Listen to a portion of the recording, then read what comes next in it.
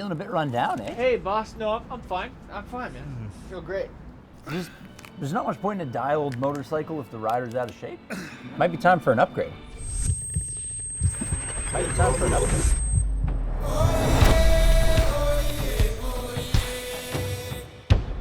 So 45 showed up pretty randomly. He said he needed to work on his hips and his low back because they're hurting him.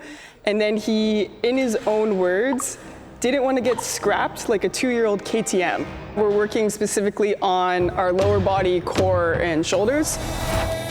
We're gonna think about his lower body being really important when he's in the saddle on these longer rides.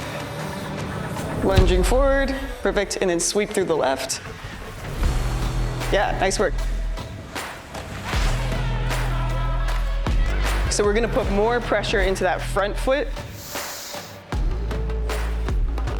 So we're gonna do our goblet squat where you're holding it just right in front of you, even pressure on both feet, and then you're gonna go down into your squats. As well as when he's just using his lower body to kind of push his bike uphill or do anything, loading gear, moving his bags on and off the bike. After a while, it kind of adds up. So just being overall strong in the lower body is really important. As well, single leg stability and strength helps when you need to just standing up riding where you're on your pegs in a little bit of a squat position there.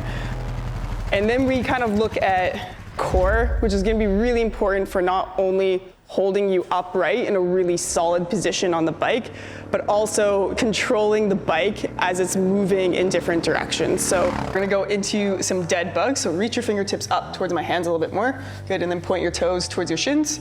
Perfect. And then you're thinking about keeping your back really stable against the mat. So you're not letting it arch away and you're not pressing it super hard. Perfect, let's go into our side plank next, working a little bit more of the obliques and the side of the core. So you're going to bring the hips up and then you're just not letting this hip get too close to the ground. So just keeping the spine in the same spot. Then last one we're kind of focusing on a lot for 45 is our shoulders. So delts and pecs, especially if you have any kind of off-road where it's a little bit more chunky riding and you have this shock absorption, having really strong shoulders and arms helps a lot with that.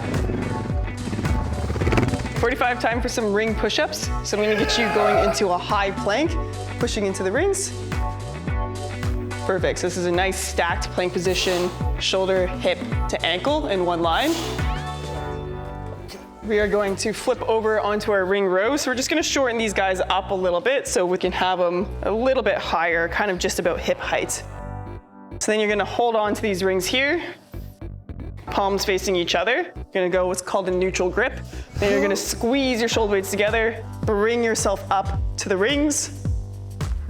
45, let's come over. Same idea, kind of mid-back region. We're gonna do a row. You're gonna have one knee and one hand on the bench. Squeeze your shoulder blade in towards your spine as you pull. Having really strong shoulders helps you on the bike so you don't slouch into the handlebars and put all that pressure on your wrists and hands. So those are some exercises that we put together for 45. Those are some exercises that will definitely help you as well. 45 has some ways to go for sure. So it's gonna depend on where your fitness is at and where your starting point is at. Thank you for calling Mechanic Loan. Please leave your message after the beep. Hi, I'm calling to inquire about your up-spec clones. The Lemmy I noticed that the Milliard was on sale. I think our current model is just starting to get a little bit weak, so if you can give me a call back before the end of the week. My name is Ryan. My phone number is 800-8135. That's Ryan at 800-8135. Thank you.